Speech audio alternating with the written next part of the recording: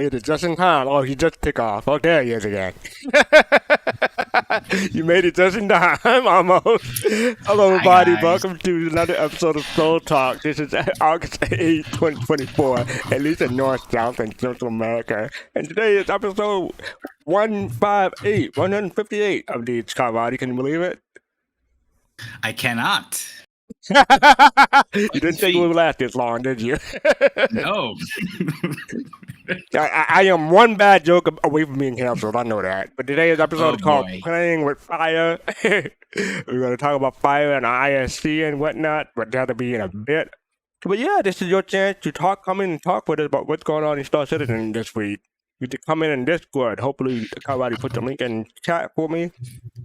And give us a thought about what's going on in Discord. We're covering different topics or whatnot. But yeah. So how was the week so far, Kalrati? I would have to say productive. And you know, I had a lot of fun with just doing some work. You don't really hear that very often. And actually went and got some tea with some friends yesterday. I had my afternoon tea. And yeah, it was a relatively slow but pretty comfortable week. How about you?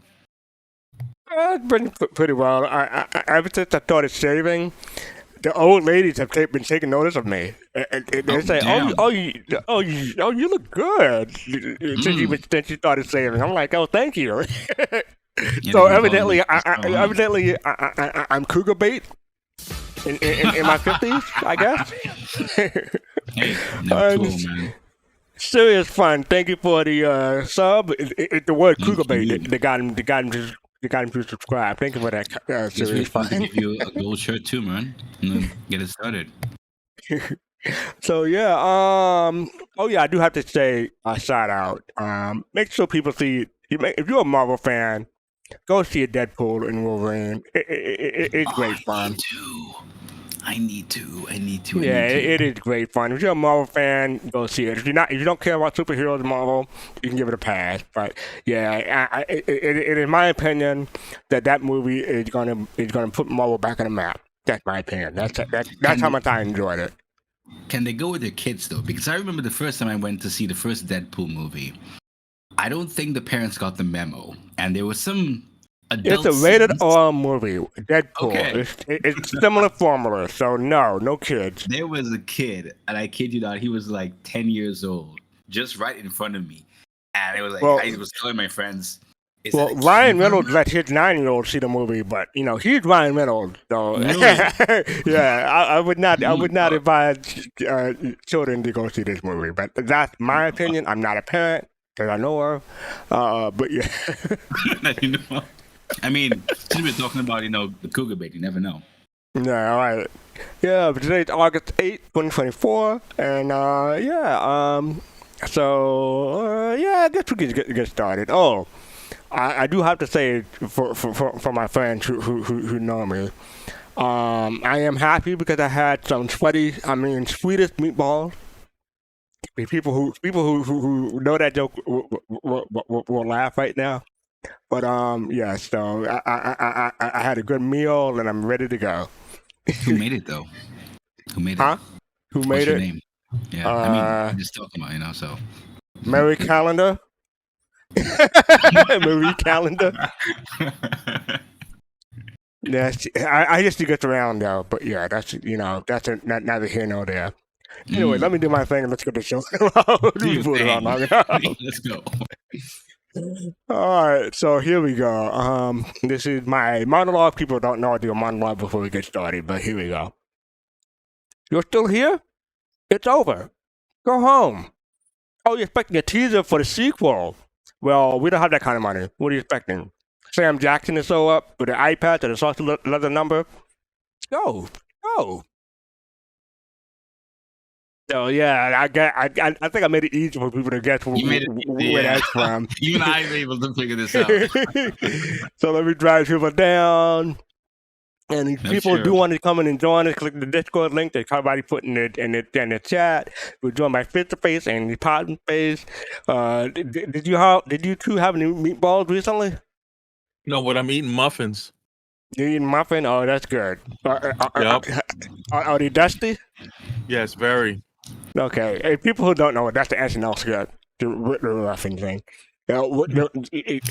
Never mind. Anyway, I'm trying not to get Nice us in and trouble. salty. Nice and I'm salty trying not and to get us bitter. in trouble. You started Anyway, it. How you I going know I did. I know I did. And I put it on long enough. So, yes. Did you guess where my monologue is from? The meatball? No. The one after that. Wait, I think Serious Fun said it. Deadpool paying fair. So, yes, that's it. The first Deadpool. okay. There we go. The first Yeah. Deadpool from 2016. So Oh, I yeah. Deadpool had meatballs. Just don't put them in my hand. That's what I gotta tell you. Okay. Oh my god. Oh, this is gonna be one of those shows. Anyway, Yeah. let's get this show on the road. First up, before we do our sneak peek, which is what we normally do, I do want to give a shout out to the community, especially the Soul Citizen community, because we had a little bit of what was it on Saturday? No, it was Sunday. Oh, Sunday. Yeah, it was Sunday. So, for people who don't know, Griffin had his Stream Deck go kaput after 4 years. It started in 2020. It went strong for a few years and just went kaput. Had to replace it, but it didn't really have the fun. So we did a little fundraiser, and we raised the fund. He expected it to take like 30 days, but it only took 2 hours, so less than 2 hours, really. So yeah, he got the screen back and the XLR jack, so he's happy. So thank you for the community. We raised $480 in 2 hours. So thank you for the community. Thank you for the community. Thank you, everybody, for watching. Thank you for the support. So he's happy about that. All right. So now we've gone through the sneak peek. So let me go to the big screen. And the sneak peek is called "Everywhere I Look, I See Red." Everywhere I look, I see red. So what do people think?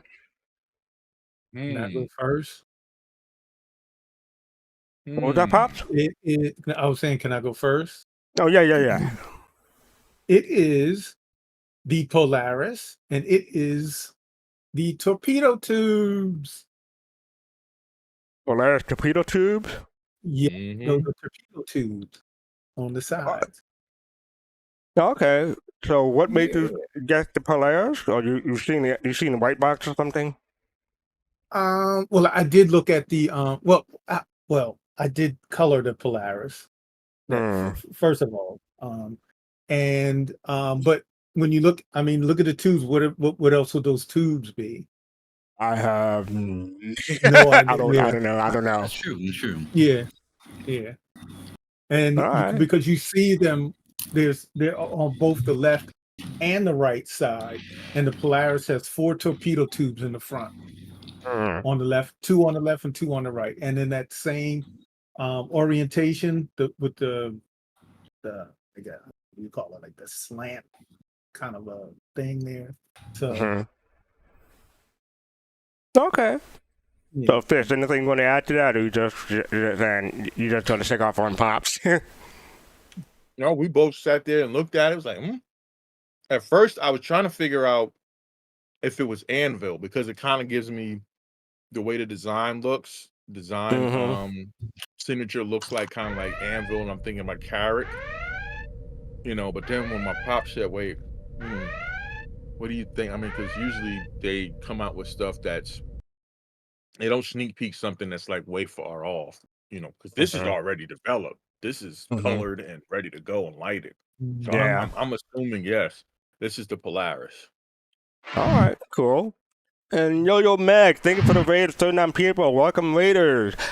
This is Soul Talk. We talk Star Citizen. What's going on in Star Citizen this week? Come on in with Discord and love to chat with you and hear what you think about what's going on in Star Citizen this week. And you're especially invited, and anyone from the Soul team is invited. But yeah, come on in. We want to pick your brain and tell us what you think. So yes, Polaris. Okay, all right. So they did say they expected it before CitizenCon, so it looked like it's well on its way.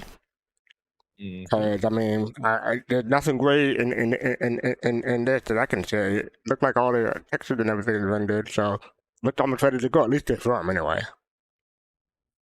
Your brain picker, yes, yo. Brain picker. All right, so yeah, that is this week last week's sneak peek rather. I did away with the title. Hold on. It is everywhere I look, I see red, and red happens to be my favorite color, so you can't go wrong with that. Is this a reference to I See Dead People? I don't think so. Everywhere I look, I see. Someone can Google it and tell us. It's probably some reference to something else, but yeah. Mm-hmm. All right then. This isn't a sneak peek per se, but this came up last Friday. Griffin covered it extensively on Soul Voices, so I'm not going to go too much in detail about it. But this is a tweet from the RSI website.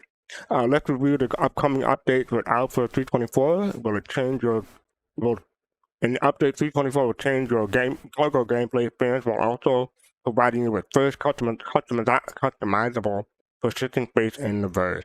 And the left tab is the video that was on YouTube.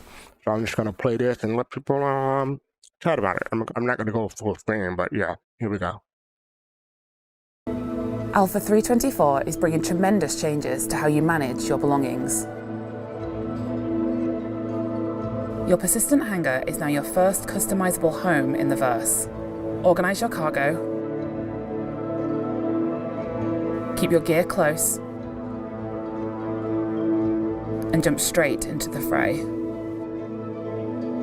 Your own space means quicker access to the things you need. And Alpha 3.24 is just the beginning of establishing your home. Stay tuned for more at CitizenCon this year. Until then, get ready for Alpha 3.24. It's time to shape your own adventure.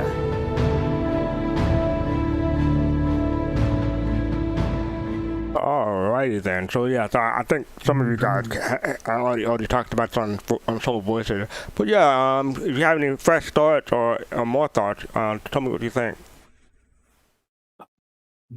Can I go first? Yep. Okay.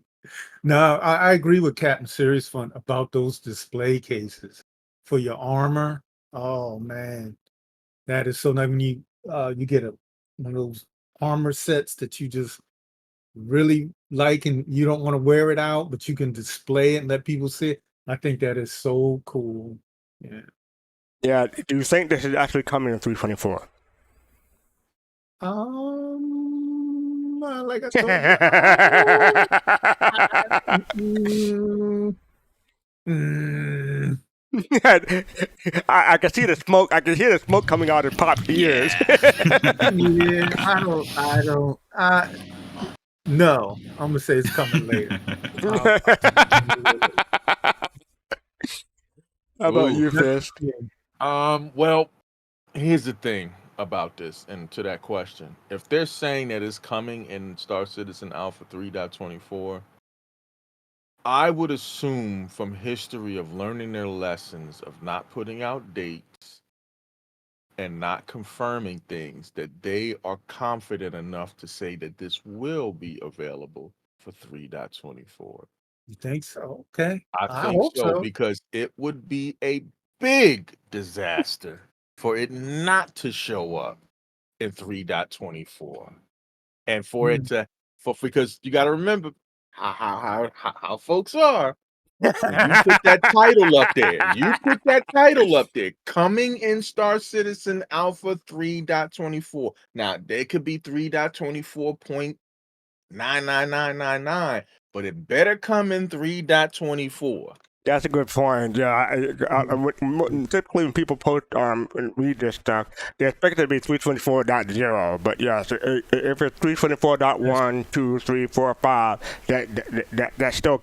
I mean, I don't want to say count, but yes, that is still 3.24. So it may not come in .0, but it is coming in 3.24. So that's a good point. Thank you for that. What about you, Kalrati? So the suit's definitely not. I don't think so. I mean, they did talk about it for CitizenCon, but at least the first half of the video, I would definitely say it's coming. I can just briefly talk about the hangar experience, with respect to the items being rested on the tables and such. It hasn't been a very good experience. particularly since it's server dependent, because I made a little, room space in my persistent hangar in the corner of the hangar, and it was fine up to a point. Chairs were remaining steady, tables were remaining steady, and I put a gun on one of the tables, and it was doing good. And then I put another gun, and that's when things started to, become pretty entertaining. So, yeah. The So what you're saying is there, only one gun per table. Oh, got it. Pretty much, yeah. Okay. Only one gun per table. Cal, yeah, go ahead. Okay. Sorry, no, I didn't mean to interrupt. Go ahead. No, I've been hearing a lot of shakiness issues when it comes to different stuff coming up the elevator and stuff like that. So I don't know if that's been persistent throughout the development, especially when you land a ship a certain way, sometimes it shakes, especially if it's still powered on. Once you power it off, it stops shaking, or sometimes it never stops shaking. And so I don't know what up with that, or how they can fix that, or how they can maintain and fix squad patches, but hopefully they'll get that figured out. Totally agree. Yeah. What were you gonna say, Pops? No, I was just gonna say, okay, the day one patch when the PTU launched, was able to get in my hangar. Haven't been able to get in there since. Oh, really? Oh, no, you can't even get in the elevator. You can't. The elevator won't come up. Is that Area 18? Oh, the elevator won't come up. Nope. Yeah, New unless Kalrati does a walk around. Yeah. Oh man. I mean, if you want, after the show, I could always just pick you up and rescue you. Oh, okay. Well, I mean, Kalrati's definition of rescue may be different from our definition of rescue. I'm not going to hold him ransom, okay? Listen. This is me actually recently offering. Check this out. FC, it's me and Pops getting in Kalrati's ship. Kalrati's flying. I had a gun pointed at the back of his head. You forgot the one who could send this thing to self-destruct. I mean, I'll just let you know right now, Kalrati. I couldn't shoot. I can't shoot my friend. So you just had to shoot me. Well, Daddy, I'm not you. I'm from you, but I'm not you. I'm from you, but I'm not you. Oh my God, let's move on. All right, up next we have, this is kind of a sneak peek, but not really. This is something the community made. It's called the C2 Starliner Economy Flight, and this is made by Sinful Shadows. I've seen different variations of this, but this is one of the first ones I've seen, the past weekend. Some people make videos, and different people have come up with a similar idea as the time goes along. But, this is something like people putting shares in their Starliner and different furniture in the Starliner, the Hercules, not Starliner, the Hercules, my bad. Putting different chairs and whatnot inside the Hercules to make them a passenger transport instead of just like cargo. So people are getting creative because people have been waiting for the Starliner for a while, but it's not coming out anytime soon that I know of. But what do you think? I like it though. It's I'm sorry, I'm gonna jump in first, Pops here. Nope. I like it because it's cool. Imaginative, I'm gonna make up a word here. Imaginativeness here, right? Okay, Jesse Jackson, go ahead. Yeah, I know, right? It's cool imaginativeness here because when you look at it, right? Obviously, we don't have the Starliner in, right? But what I'm saying is, though, this is gameplay. Mm-hmm. This is gameplay. Hey. If somebody was saying, "Hey, look, I got a C2, and we doing some Starliners," I know, hopefully when it comes out, I'll definitely be on DK's, and he could shuttle me around wherever. But this is cool right now, man. This is really cool. Yeah, I agree. I can't really add too much to that if anyone else wants to say something, but I'm looking forward to the Starline. I know people are looking forward to the Starline, but in the meantime, but there's no real transportation gameplay in the game yet, but people, if there is, when it comes, people know they have that workaround, so that's good. Yeah. All I wanted to say when I first saw it, I didn't know what it was till my eyes had to focus and take a good look at. I'm like, what ship is this? But, Oh yeah, what ship is this? Yeah, exactly. It's a C2 Starliner. It's a different variant. Haven't you heard? Like coming from Crusader. Yeah. I'm like, what bridge or what conference room has all of I was like, wait a minute. No, it was good. It was good. It threw me for a loop for about a good 5 seconds.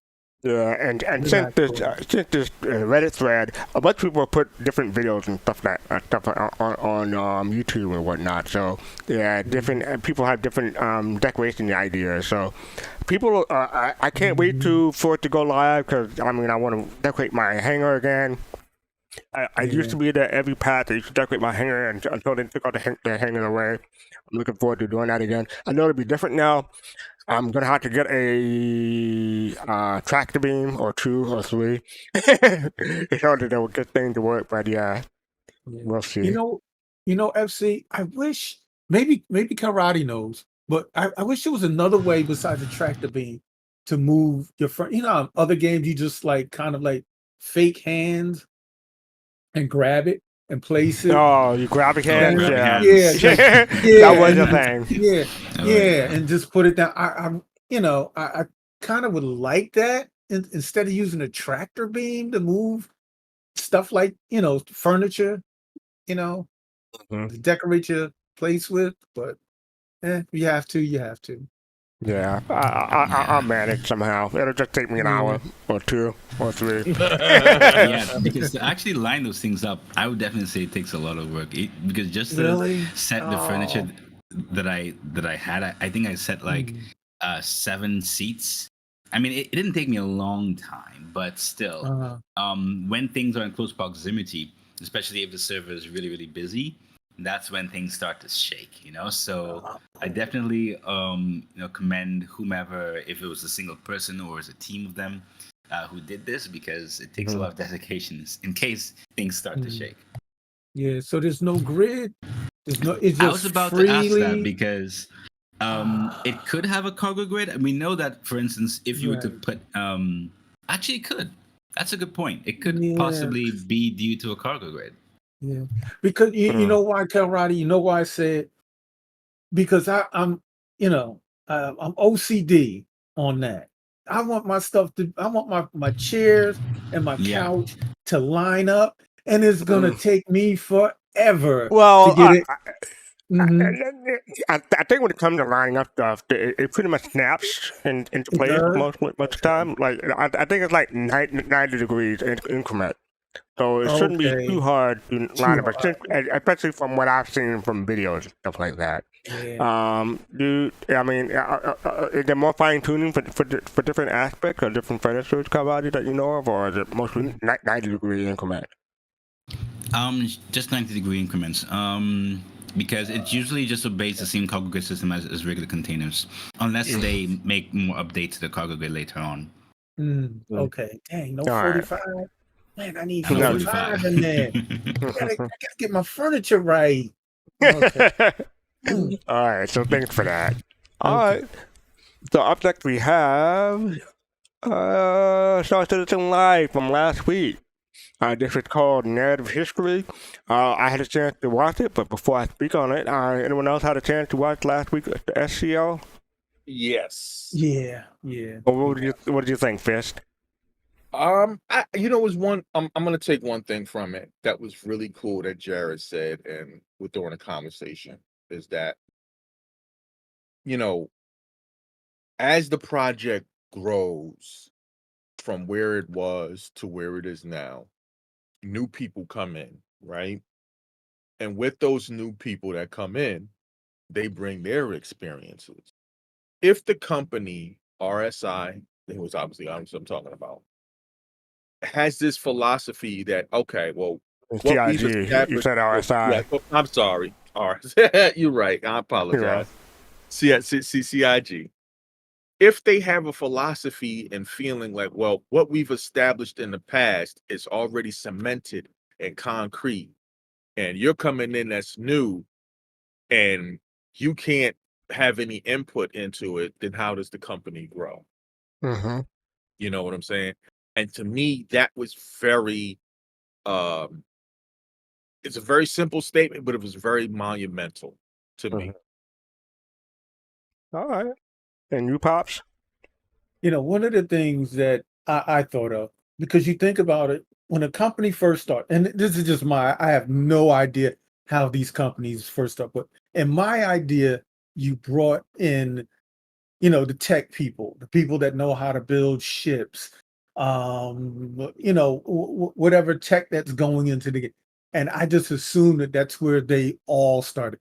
But lore has been there since the beginning. Yeah. And I'm like, whoa, I didn't really think about that.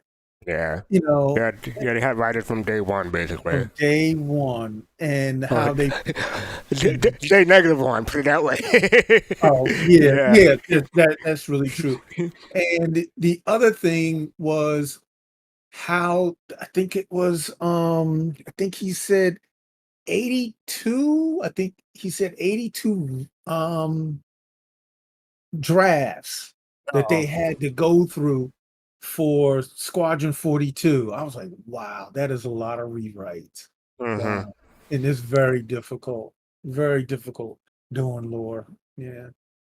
And not only that, I mean, imagine all the rewrites they had to do, because over the past 10, 12 years, sometimes the lore didn't match the gameplay as it was developing. So they had to rewrite in order to, yeah.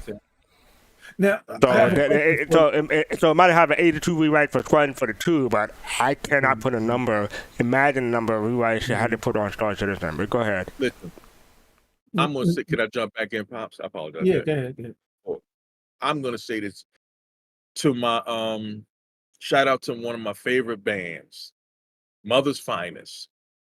And the saying goes, as I'm changing up the song, love changes, things change. There you go. Yeah, okay. And that's all you had to say about that. That's it. So my question to you, FC and Kalrati, was the lore started for Squadron 42 or the verbs? So yes, I think I know where you're going with that. I mean, right. The lore was started for the Star Citizen universe. Now, whether or not it's for the game or the MMO, it's a toss-up for me, as far as I can tell. But it's made for the Star Citizen universe. So, when I say yes, I mean it was made for both. As a matter of fact, one of the first lore piece on the website, on the comlink, if you manage to scroll all the way back, it is a year called 2942, and inside the article, it just said today with a period, and that's when it established that the Star Citizen universe takes place 930 years in the future. It was made. I think it was posted in November or October, and that's the very first lore piece that from Star Citizen / Squadron 42. Oh, okay. So they established that in the very beginning. Appreciate that. You have any thoughts, Kalrati? So I remember years ago, I think this was about 6 years ago. I think it was Dave Haddock. Who had just, he was playing in the PU, because I recognized the name in some way, and I just made a really simple joke that I just typed in "no pressure for Squadron 42," right? And he was like, "No, more like all the pressure." Because one can only imagine about, just like you guys were talking about, the amount of pressure that they would have to go through with the rewrites and all those things. And who can imagine when the game literally expanded because they made that breakthrough with the procedural generation? That would mean that, okay, they would have to cut out, they won't have any kind of transitions from space to ground, but so many things that they would have to actually fill, because everything, you can go anywhere. So wild lines and scripts will have to be expanded upon to, just fill the gaps that they may not have necessarily needed to fill just for Squadron 42 alone. So much props to them. I know that not everybody may be fully invested in the lore or in the narrative team, but much respect to all the work that they've done and they're going to do. Yeah, I don't want to spend too much time on this, but I did learn a new word thanks to Dave Haddock. He used a word called interstitial, and you're talking about the development, and he was using a sentence, and I forgot the sentence he used, but the definition is occurring in or being an interval or intervening space or segment of or relating to or forming an interstice or interstitial space. So thank you, Dave Haddock. You gave me my word for the day and for the week, rather. So I appreciate it. Thank you. Yeah, but I like this ISC. It's always great to look back, and people should expect more content like this until Citizen Con, yeah, in October, because they're trying to hold back some. Now, I don't want to say news or stuff like that, but some aspects, and before Citizen Con. But then after Citizen Con, the floodgate will release, and we'll be hitting a lot more stuff. So between now and then, content may be a little dry, but I don't want. It should still be interesting, in my opinion. Oh, right. And then also you got the if you didn't want to watch the whole thing, you can check out the Numifier's video for the summary. So check that out if you don't want to watch the whole thing. But I recommend watching the whole thing in this one, because it'll be interesting looking back and learning the history. Oh, right. This is up next. We have the Foundation Festival 2024 org showcase. During the Foundation Festival, they asked us to what makes your org stand out, and we delivered in epic fashion. They believe incredible submission for this year's contest, and they appreciate everyone who contributed. They wanted to highlight some of the submissions among the numerous worthy contenders, and I hope you enjoy and discover the org in the gallery below, and you just might discover a new group of friends. So we're not going to go through all these, but there's quite a few. So I'm just going to go scroll, just 5, 6, 7, 8, 9, 10, 11, 12, 13, 14, 15, 16, 17. 17 pages of scroll for different orgs. So if you can't find an org that you like, that's on you. So yeah, congrats to people who got featured though. Congrats. Oh, right. So next up we have This Week in Star Citizen. They had posted this on Monday. Tuesday they put out the monthly newsletter and subscribe to Comlink. Wednesday, the bi-weekly roadmap roundup. We get to that in a bit. Thursday, ISD, we get to that at the end of the show. Tomorrow, SCL Q&A returns with the Assistant Design Director, Rick Porter, and Senior Principal System Designer, Ed Fuller, who will answer our questions about jump points leading us into the Pyro system.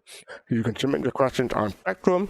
Today is Thursday, so if you probably have a better luck upvoting a question that's closely in tune with yours. And tune in on twitch.tv/Star Citizen 8 a.m. Pacific, 11 a.m. Eastern, 3 p.m. UTC to learn more. You'll also find a weekly newsletter delivered to your inbox. This is from Kristen Smith, aka Wayne CIG. And I want to scroll down and get to some of the top images. First of all, they were looking forward to the SCL tomorrow. Talking about jump point. Yeah, I'm definitely looking forward to it. I always wanted to see what their vision and philosophy behind how the way jump points would work, and maybe we'll get a little bit more than what we've already received. But I'm very for me, as to what their vision is, I'm glad to see the direction of the mechanics of it, as well as the visual and audio things like that. But the mechanics of the jump point, I'm glad to see that they take in the direction that they're going in. Okay. Yeah, it should be a fun show. Hopefully I'll be up in time to watch it. Okay, but this week's top images from the community hub. This one is from Andrew MI66, and that is the Valkyrie. And I like the paint. I believe that's the polar skin, and you know, tuning into the not New Babbitt, the planet the New Babbitt is on. Not Microtech. Yeah. Yeah. So that's a nice scheme, and it really fits in with that. So great job. And this is from Lux VT. That is the Kirk. And I don't know where that's visiting. I'm guessing that Microtech again. Yeah. Yep, that's Microtech. Yeah. And this is from Nameless. I don't know where that is. Okay. Yeah, that's definitely Pop, Interstellar Citizen. Yeah. You can tell him, Pops. You can go ahead. You can tell him. No, you tell them. You let them know. Oh, I discovered where it's at. It's called a program called Blender. Oh, okay. I was gonna say. So wait. We can submit Blender things now. Kind of like, Yep. It's called a program called Blender. Okay, because I know there is a system in the verse. I'm trying to think of it. I can't remember the name, but there is a system in the verse. Yeah, there is a system in the verse with a black hole in it. Oh shoot! As soon as the show ends, I'm going to remember the name. But yeah, actually, hold on. Let me just Google. I think it's Tamsa. Yeah. No, hold on. I think it's Star Tamsa, Citizen. But while you're looking it up, though, I want to give a very, very big shout out to the Star Fab and the Star content creator. I think that's the name of the oh boy. Yeah. Star Citizen modding community. Oh, okay. So yeah, that's where this is from, and that person is a part of that Discord and community as well as we are, and VMXMO, Star Jump, all of the rest out there. Ralph, big shout out to everybody. Yeah, so the system is called Tamsa. That's what the system is. That's the system that has a black hole in it. So I'm like, how did they visit Tamsa already? No, it's not in the game. So Blender, okay, that makes more sense. So appreciate that. And then finally, we have this one from I Need a P. Okay, and that is the Gladiator. What? Yeah, that's the name, Pop. That's the name. What? That's the name. I'm not going to say it again. But yeah, that's the Anvil Gladiator. Moving on to the name. That's a good shot of them going across the water. Okay. Oh, boy. I think that's the coolest looking one. Oh, you think you like this one the most? Yeah, it's the coolest looking one, with the water and the where it's in focus and everything else is out of focus. Yeah. And it's a shame that when I first saw this, I'm like, what ship is that? Because, I used to be interested in the Gladiator, back in 2014, 2015, but since then, other ships come and gone. So when I saw this, I'm like, what is that? And then I looked at the title, the Gladiator. Oh, okay. So, it's not a popular ship, but, Is the Gladiator a black sheep ship? It's one of the older ships. It's like Freelancer old. Yeah. Right. But it has to have a rework. It goes standard or anything. Yeah. Freelancer old. Okay. Yeah. Yeah. The Cutlass has gotten rework. And it looks better. The Gladiator is older than about as old as the original Cutlass. So that tells you how old it is. Wow. Yeah. So yeah, congratulations to the people who got the top images from the community hub. And this is the MVP. The 3D printed 600i diorama by Sharkbite. Sharkbite Origin 600i diorama, meticulously crafted and painted, stands as a breathtaking tribute to the boundless creative possibilities showcased in the ship Showdown, underscoring the Star Citizen community incredible ingenuity. Check out the full diorama on Community Hub. So then we can go here and it's a Ship Showdown 2954 Phase 1 contest.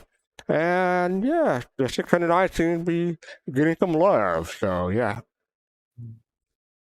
What do people think?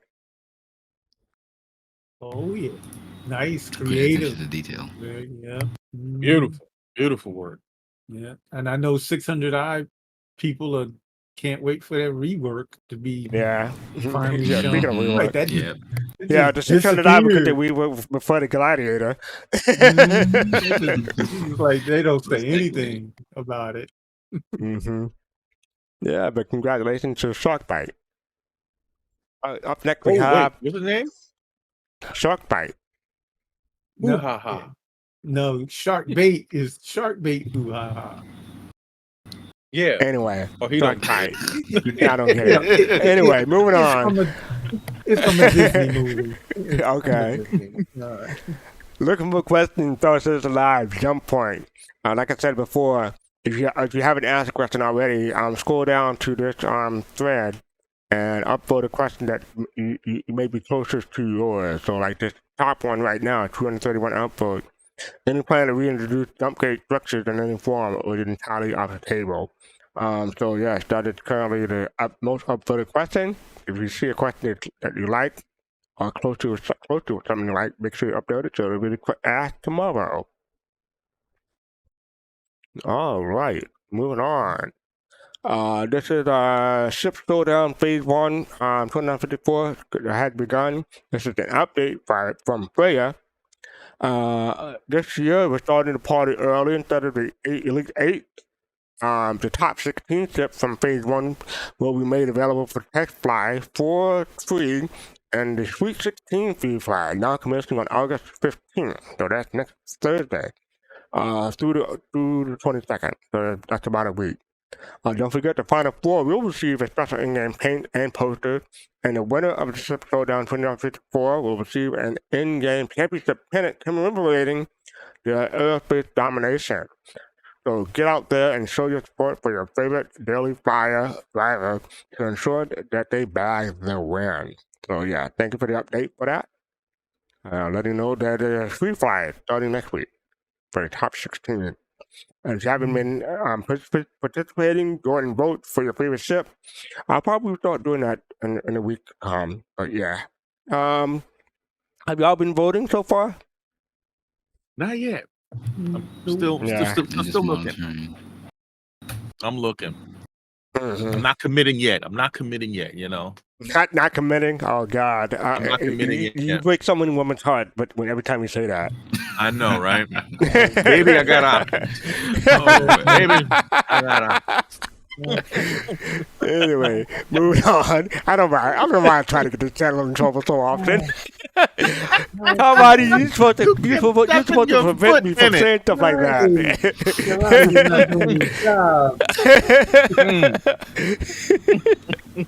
Blame Kalrati, throw him under the bus. Oh yeah, sure. You know what? You know what? Real quick, hold on. You know what? Everybody, listen. Check this out. I have learned and have come to grips that Fastcart is not going to stop making bad jokes. So you know what? Nope. I'm just going to match his level. That's it. I'm just going to match his level. I'm going to match his energy. That's all. When in Rome, right? If you can't beat him, join him. I'm going to match it every time. So there you go. All right, we'll see. All right, so yeah, that is the Ship Showdown update. There will be a free fly starting next Thursday, so look forward to that. Oh, they thought was a joke, man. Yeah, good luck with that, Jade. Thank you for that. All right, so this time we had the August 2024 subscriber promotion. Summer's in full effect. August 6th of the month, there are two industrial Star Wars, the Argo Raft and SRV. award in-game flair. Cuddle up with the 2023 community voted favorite step as you create your own work of art with this year's Showdown. Every subscriber gets one, while Imperial level subscribers will also receive an ornate drinking gourd, to add a touch of class to their hair. Within the game, many players will be dread dropped in 317. Most P2023 items that can be carried by players are available now, with new and future players being added a 3-month exclusivity window. So, you're not these won't be dropped now, but in 3 months they should be dropped in the game. So this is the Drake Interplanetary Plushie. The Corsair Virtual Explorer coincidentally reigning ship Showdown 2053 champion. Centurion level subscribers could get part of their subscription. And then you have the ornate drinking gourd. I don't know why I keep on saying Japanese, but gourd. Made from a calabash gourd. Excuse me. This spherical drinking vessel fits warmly in the hand and features intricate metal lattice work detailing. So an Imperial level subscribers get this item and a neat Centurion level item as part of the subscription. This flair item is temporarily delayed and will be available in the upcoming patch. So they won't be in the game yet, but it will be in your website hanger. Then they have the handmade glazed mug. This slab-built pottery mug with red detailing was crafted by hand and finished with pickled glaze. This item is available for all subscribers who pledge in the subscriber exclusive store. This flair item is temporarily delayed and will be available in the upcoming patch. So between the gourd and the mug, it's not available yet, but the plushie is. So check those out. Now the subscribers can become a subscriber by August 12th in order to receive them. Because the vehicle of the month, I discussed that a bit. Got the raft and the SRV. So the raft comes with 12 months insurance, and the SRV comes with 24 months insurance. And because I can talk about the mission discount and subscriber store. So I am currently a subscriber because I am a few months away from getting my discount code. So I have received these. Well, they're in my hanger, put it that way, but not in my hanger. They're my website hanger. Yeah, that's what I meant. So yeah, anyone else still a subscriber and check these out? I believe I still am, which I forgot to stop. But, Man, John, you're just taking money from you. You just, Oh, but that was quite distinct. Yeah, man, you got to get on that, like right now. Go ahead and cancel if you want to. Why are you thinking about it? I am, but which I forgot to stop. This is how companies make their money. I should start a subscription service, and people just forget to give me money after a while. So yeah, No more jokes. No, I'm Oh, gonna say no more singing because my singing just as atrocious to my joke. So yeah. No, it's worse. Thank you very much. Oh my God, yeah, but that is the subscriber promotion. So up next we have the P monthly report. Kalrati. Well, let me go to Fish and Pop first. Y'all had a chance to look at this? Wait a minute. P monthly report for July 2024. Yeah. Yes, actually, I did. I looked at some of it. Anything stood out to you? Not really. I mean, because good. I'm sorry, Pops. No, well, the only thing that really stood out to me was the new vehicle annunciator system was added. The what system? Annunciator. Annunciator? Yeah, it's a new vehicle annunciator where, it it's like a status of the power weapons, thrusters, shields. Yeah, like Let me see. Where are you? anvil, Where are arrow you? space. Okay, it's You down. know how It's it further comes down. on. FC. I mean, how do you spell it? Enunciation? Yeah, ANN. You should find it that way. UNN ENN. ENN. ANN UN. It's down. It's further down. Yeah, I see it ANN, announced, and but you not should get not. it. Yeah, ANN UN. You should get it there. It's under core gameplay. Yeah. Core gameplay. Let me just look that up then. Core. It's above. It's above economy. And let's see where. Okay, stop. It is okay. It's in the middle. Yep, there you go. Your point. Wait, no, up a This little one? bit. Up there you go. There it is. Enunciator. Okay, I was putting Yeah. an O in there. No wonder it wasn't coming up. Okay, I was like, wait, what? Enunciator. Enunciator. Okay. Thank you for that. Yeah, I was like, what? It's one of those words. It just gets stuck, and yeah. But the new vehicle Annunciator system is added with support power, weapons, thrusters, shield, proximity radar, quantum missile, coolers, and shots. Okay. Yeah. The different than the core gameplay, like you said. So thank you for that. How about you, Fist? Nothing really stood out to me too much because I mean, most of the stuff is about AI, and we've been kind of, most of the things that's PU report has been about AI. So, it's just pretty much updates of what they've talked about in the past, from what I could tell, and just progress on it. And Kalrati?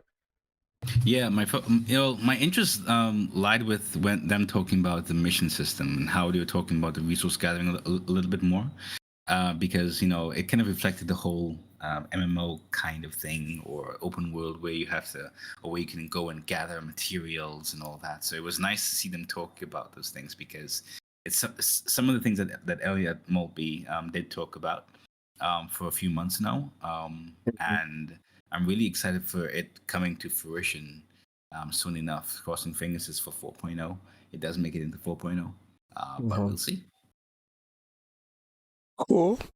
Yeah. I didn't see anything about the Titan suit in here. I didn't see anything about the Mercerman. No. Nothing about the Mercerman. Nothing about the Endeavor. Nothing about the BMF. Nope. Endeavor. Yeah, the Endeavor not coming up, so yeah, no interest. What's the bike? The bike. The Tumble Ranger. Right. No Ranger. Nope. Nothing about the Ranger. Yeah. Nope.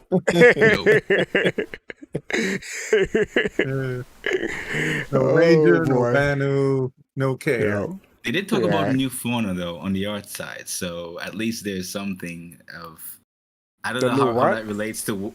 They did talk about some new fauna on the art side. So I don't know how that relates to what it is that you're looking for, but hey. Well, let's check this out. It says the creative concept art team explored new designs for fauna, while the hair team, there you go, something hair, progressed with additional hairstyles. So yeah, okay, there is something for me in here.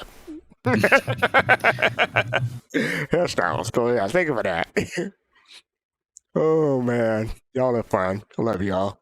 Anyways, up next we have. Oh yes, this is a topic I wanted to get to. Website changes coming your way. Hey everyone, this is from Freya.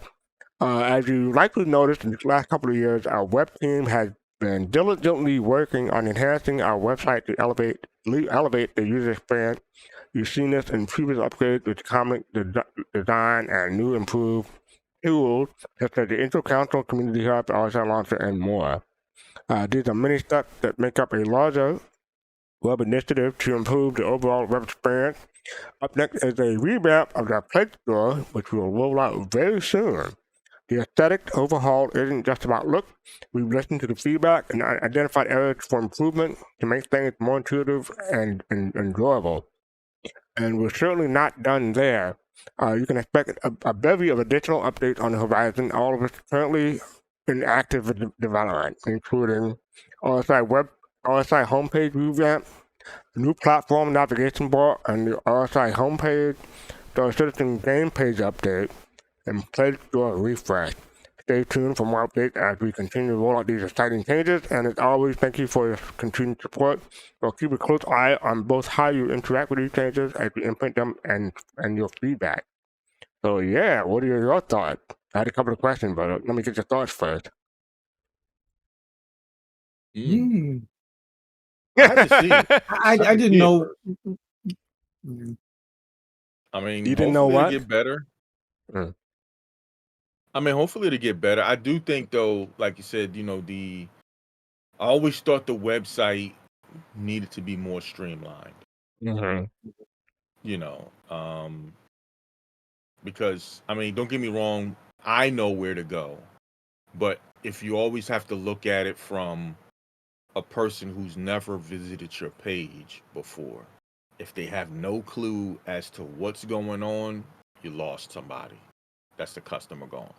Yeah, and they won't have Marvin Gaye to guide them. That's an old joke. I'm sorry. Yeah, that was my same thought. Okay. Yeah, I know how to get around it now, only because I learned. How long it took you? Wow. How long it took you to learn? I graduated in 20. Yeah. Right. Yeah, but it is kind of difficult, really to find, especially stuff like the when you see the upcoming releases that are coming up, stuff like that. Yeah, it is very, if you don't know where to look, it's hard to find. Progress trackers, stuff like that. The what's the map and all of that. The map, stuff. Yeah. Yeah. It's hard to find. You're like, what? Where is it? What? Where? Yeah. Right. So, yeah. Kalrati. Yeah. So I'm surprised that I'm surprised but not surprised at the same time that this kind of announcement was made, because I mean, for a long time we've always been looking forward to an update. I'm anticipating that this is coming also because I mean, when they're starting to market Squadron 42, they'll have 2 games that they want to sell, or even if it's the pre-order, so they can't have new persons coming or even returning persons coming and trying to look for, okay, how do I get more info on Squadron 42 to purchase it and all those things. So apart from that, it's a long time coming, and just like Pops and Fist said, it's really important to get this up and running, and I'm glad that they finally have the resources to dedicate to getting this done, because I mean, we know that given that, for example, Turbulent, they've been pretty neck deep into getting all the network services up and running for persistence and server meshing and such. So now they have the resources, so it's relieving to see. Yeah. I had a couple of questions, but yeah, people in chat are saying, Ted asked wondering whether it'll be mobile compliant. That's a major complaint. Hopefully, hope so. that's something on the way. Risto Squared said Squadron 42 the website. Maybe we'll have to see. Maybe. Yeah, maybe. So I had a couple of questions. So, how drastic or big of a change are you expecting when all this is said and done? And what do you wish or hope that they would change? So I popped out you addressed this a little bit, but Fitz, what do you hope that they would change? Or how big of a change you think you're expecting? Oh, well, I don't know as far as how big of a change I'm expecting, but like I said in the beginning, I've always thought the website, was not user friendly. Especially when you start to want to dig deeper into the game. I mean, things that, with the ticketer style banner, it's cool and everything like that to kind of show you the events of what's going on. But like when a person goes to this website, what do they know what a comm link is? What do they know what, how to buy a ship, where to go to get this ship or that ship or whatever. You know what I mean? So I just always said that, I just thought it might be a little more streamlined. Pops, oh, go ahead. Yeah, I just think that the piece across the top, I just think it's too small. It's just too small in size for me. Where you see Pledge Store, learn how to play, support. I just think they're too small. I think they possibly could put them like on the left or right. Well, maybe probably more on the left-hand side, where they give them a little bit better size to them, and so they're easily visible. I don't know. I guess it's the size that I have a problem with. Okay. Yeah. Kalrati, what do you hope that they would change? So ever since they introduced Spectrum, I always felt like Spectrum and the actual page, it felt very separate from each other. So, and then that's a personal take. So I don't know if it was intentional or if it was just a work in progress kind of thing. So my only hope is that when they do update the website, that it feels like it's one holistic or one blended website, and it can feel like you can flow between the main website, or rather you can flow better in my opinion from the news for starters into the forums and back, because sometimes when I go to the forums it just feels like it's a completely different thing, and maybe it's supposed to feel that way, but yeah, that's mainly been my take apart from the navigation. So because the reason why I say that is that when Spectrum is integrated, you also want to be able to, in some way, navigate the marketplace, what I would call the marketplace when you're in the game or if you're in the launcher. So having the website feel like it's a completely different thing from Spectrum, even though we're looking for all these things to be integrated into the game later on, whether it's from the launcher only or in the game itself. That's what I'm hoping to feel like, okay, everything is blended in, so that when the time comes, I can say, okay, I'm on the same website and not feel like I'm on a different website, especially if I'm in the game. Okay. Yeah, I'm just demonstrating some of the stuff that we come to know, not necessarily love, but definitely know when it comes to the OSI web store. But yeah, one thing I hope they change is this. Get rid of the 15,000 and 6,000 and not get rid of it, but not. I don't want to say get rid of it. It's the wrong phrase. I mean, put it someplace else. That's what I'm hoping that they would do. Because it should not be on the same page where you see a $45 package and it goes all the way up to 15,000. In my opinion. What was that? You scared somebody? Yeah, running a lot of views because of that. I mean, I know I'm able to see it because I'm concierge, but if you're not concierge, you don't see the higher level stuff. But I'm just saying, even if you're concierge, I think some of the higher price stuff should be on a different page. But that's my opinion. Got to disagree with you on that one. Why? And I'll be quick, because if you're concierge, you have already committed yourself to a so. You have committed yourself to this game, and you know fully well what you have committed yourself to. Not everybody. Some people haven't. Wait, hold on. I have. Yes. Me personally, yes. Some people forget that they still pay subscriptions, right? So, all right. Exactly. You are exactly right. You are exactly right. Just put the $64,000 package in the front. You ain't got to worry about a thing. $6,400, but yeah, $6,400. Yeah, just put it right there at the front. Just buy it. You ain't got to worry about nothing after that.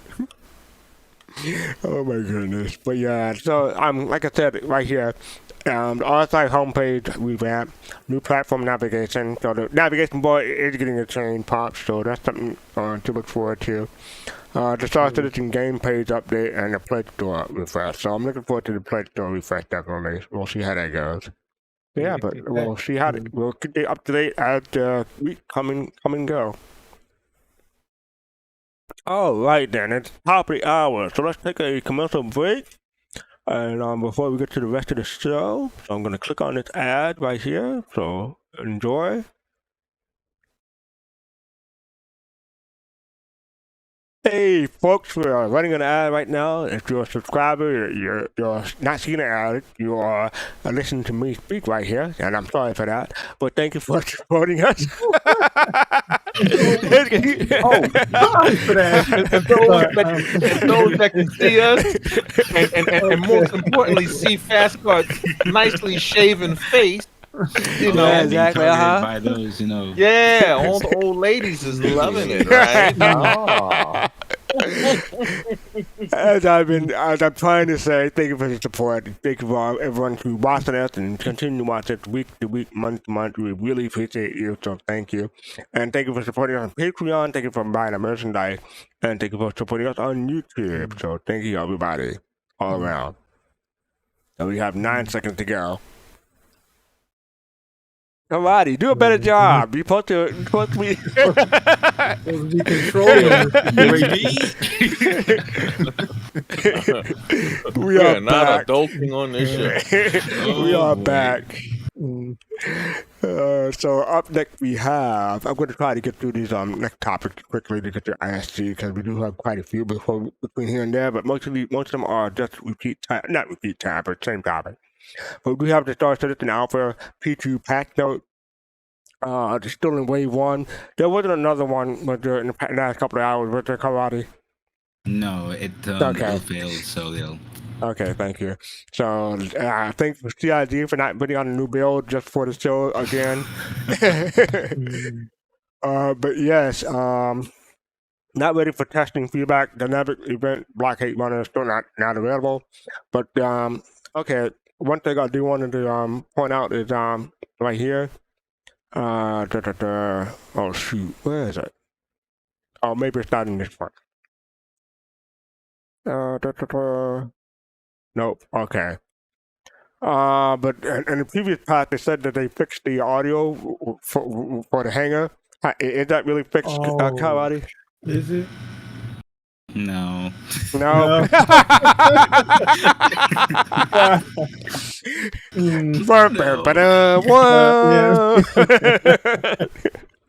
Positive reinforcement. Oh boy. It's getting the audio there. At least still too loud. Based on my personal experience, they're getting there. I think some have been occluded, but it's not completely gone. Not completely gone. It's about 12 dBs too high. Oh my goodness! Oh man, that thing is super loud. But they have fixed a server class and a hybrid class, so whatever the hybrid mean. But yeah, I like earlier this week I saw a patch note that said that they did fix it. I think we're confirming that it's not. Yeah, they attempted to. They're attempting to, but it's not there yet. Oh my goodness. And the hybrid crash is when you actually still see the 30K instead of seeing the server error. Oh, okay. Sends you way back to the main menu again. Thank you for that. Features and gameplay shifting vehicles made further Hornet to the atmospheric flight suite. Yeah. So just let me know when they fix the audio issue. I turned the master volume way down. As soon as I heard it the first time, I went straight to the master volume, just turned it all the way down to 30%. All the way down. And it's still too loud.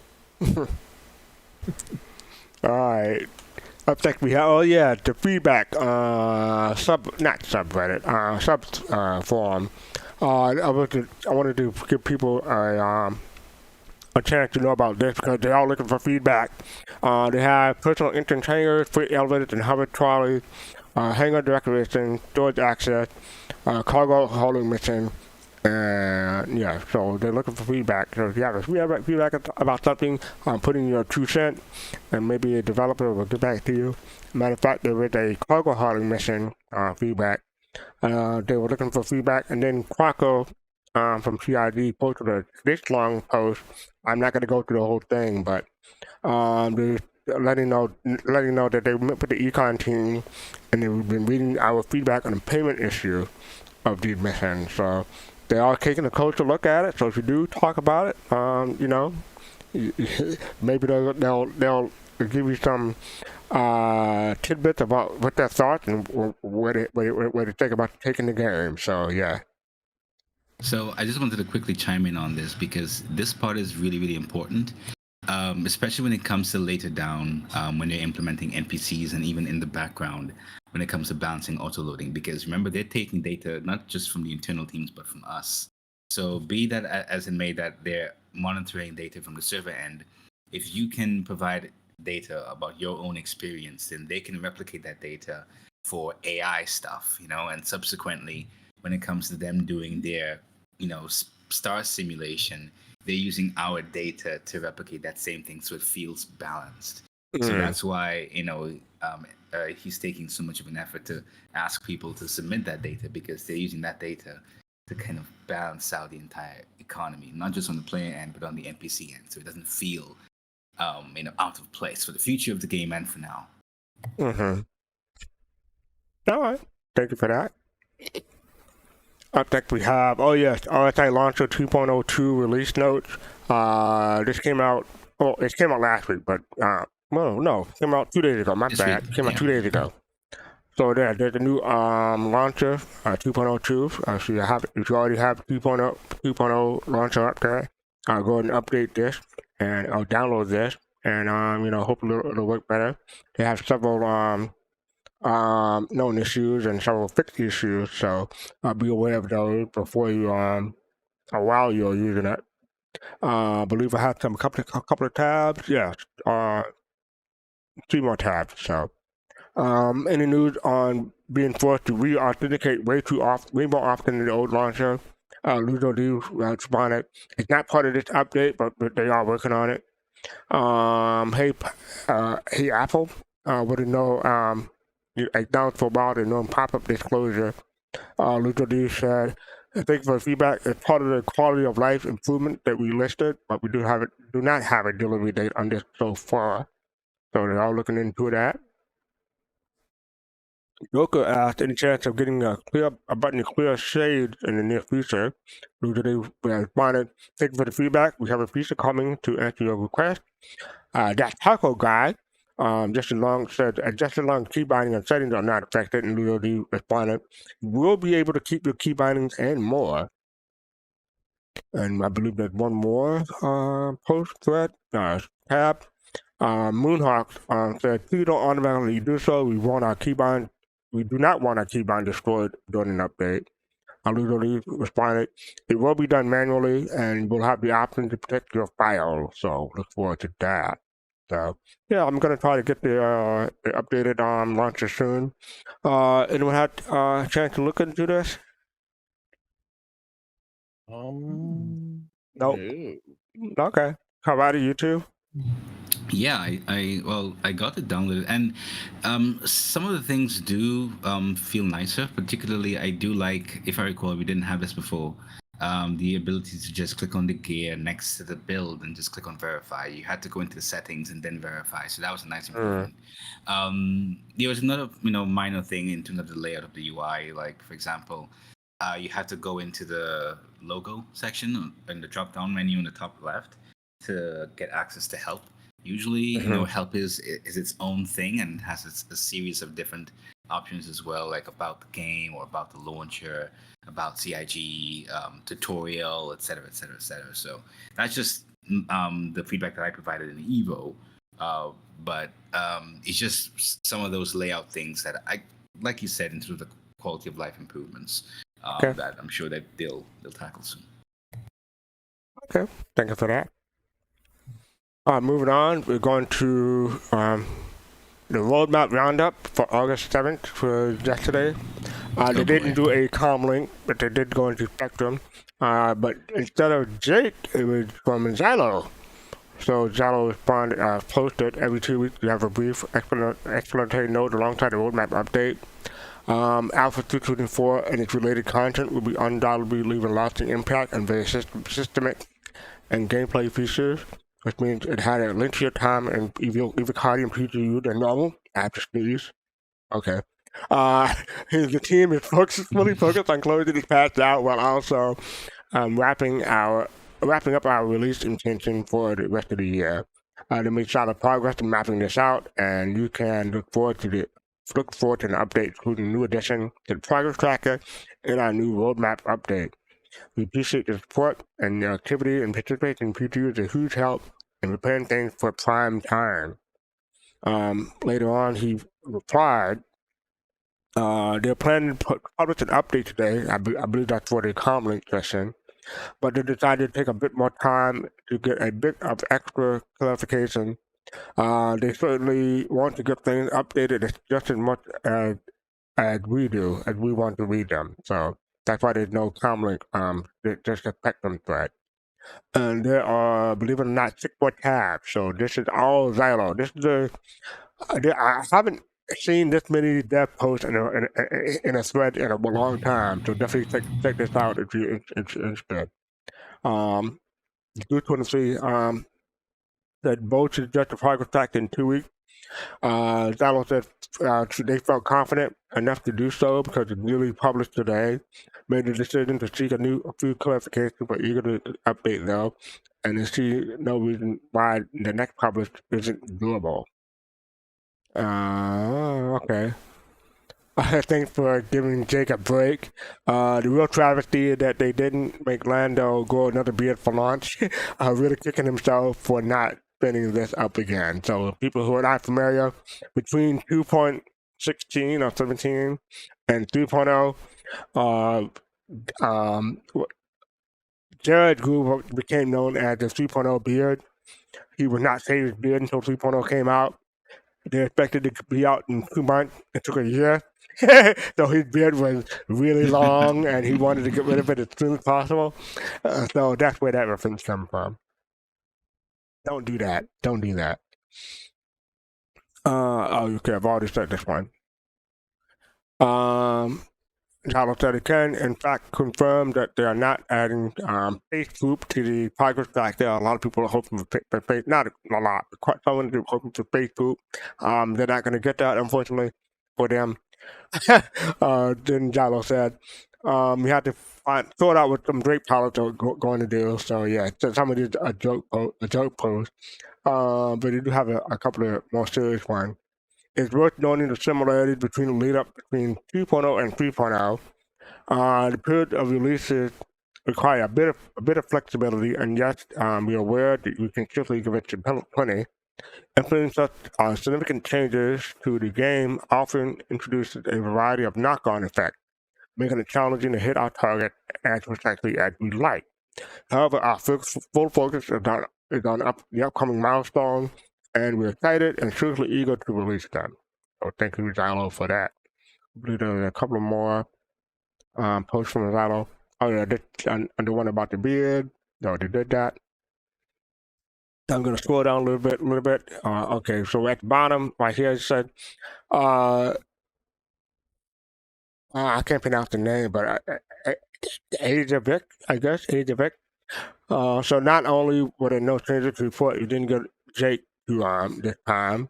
So Xylo asked Jake Acapella, say hello to this person, please.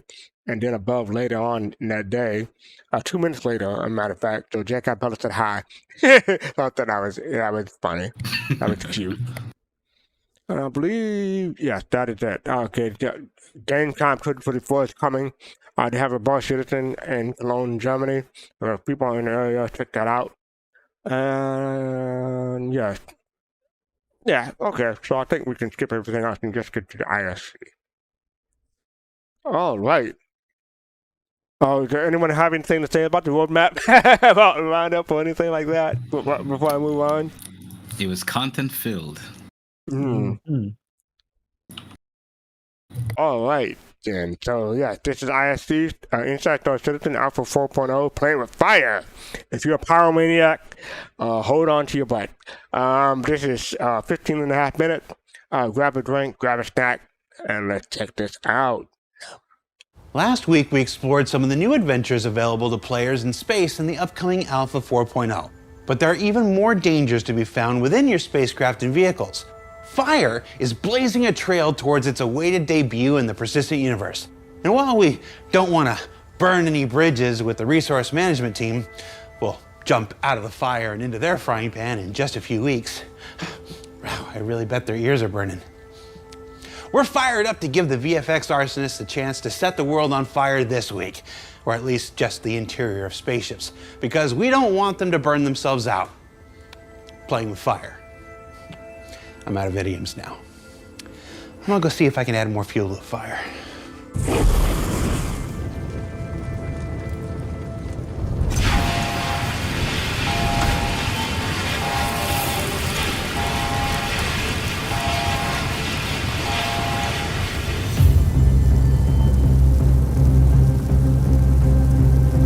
In 4.0, we'll have fire inside of ships. For our initial rollout, we didn't really want players to start fires everywhere. The poor surface, they really wouldn't be able to handle it, so we decided to focus on the interior of ships. They're smaller, more contained, and more controlled.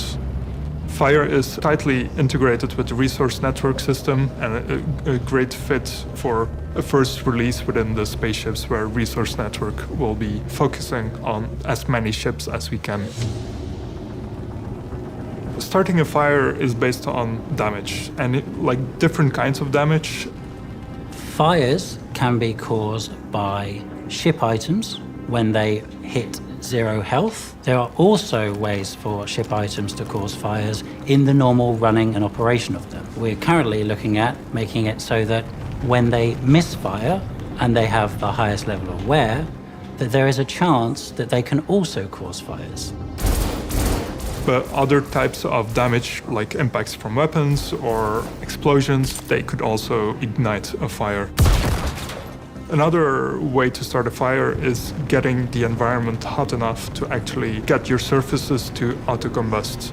For example, if you open up your door on a really, really hot planet and the hot air starts to flow into your ship, then if that air is hot enough, and some surfaces might start igniting from that. Seriously? I could open my door and my ship might catch fire? You would need a room to reach, I think it's like 1,000 Kelvin for those materials to start to smoke. So it's something that's technically possible, but it's not likely.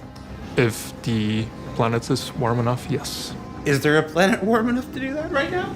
Don't think so. Okay, I just want to be sure. You're saying systemically it's possible. Systemically it's possible, okay. Yeah. It's technically possible, but very unlikely. Don't worry, everybody. Part of the fire hazard system propagation is based on the fire triangle, which is oxygen, fuel, and temperature. Oxygen is tracked by the room system. The atmosphere, that is, most rooms in the universe have their atmosphere tracked, including oxygen. The fuels, they will be tracked on the surfaces, so every surface in the universe is marked up with a surface type. That surface type has different properties for fire propagation to work. The heat that is usually from an ignition source is the damage that could happen, but also if you have an object already on fire, that could start a fire again based on the heat that that fire is emitting. Fire will start small if you have a small ignition point, so it will not start blazing immediately, so it will start propagating quite slowly. But if you leave it untended, then the fire will start growing, and the more it grows, the faster the propagation will happen and the larger the fire will get. It's quite complicated to have a control over that much energy, heat. It's a balance. I think that's the hardest thing to get, having the balance, having the fire texture that works well with the particle behavior, with the heat, the sparks. You need to have the whole feeling of heat and danger, and it's when you get this spot where it really starts to make you look certainly afraid of it that, yeah, it starts to gets good, I would say.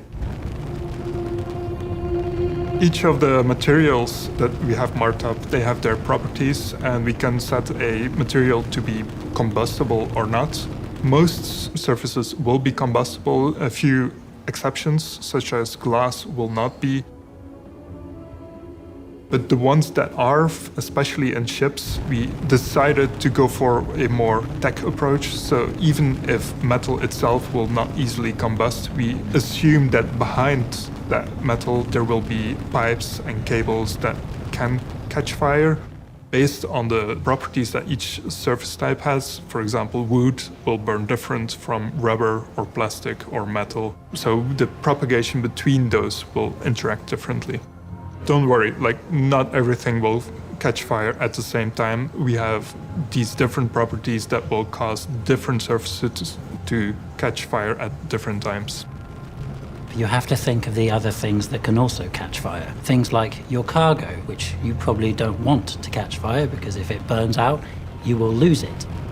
Other things might be loose ship items that you have laying around just in case you want to repair your ship. The player itself will not be able to catch fire, but the player will feel the influences of fire in their environment. So if you step into the fire, then you will take damage. If you are near to the fire, you will feel the heat, so your actor status will start showing up with like higher temperatures. If the fire is not managed properly, for example, your life support can't feed in enough oxygen, then oxygen will be drained and your player will start to asphyxiate. Why can't I set people on fire? Tech. Will you commit here and now that someday we'll set people on fire? I will commit to nothing. I tried, everybody. People will have different ways of setting fires to ships, hopefully other people's ships, not your own.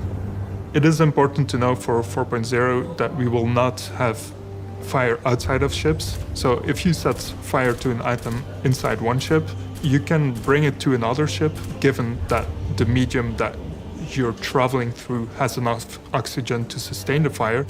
You can set fire by damaging items in the ship, so shooting them when an item dies that has a chance to set fire. Other ways to set fire are bringing in ignited items and placing them in someone else's ship.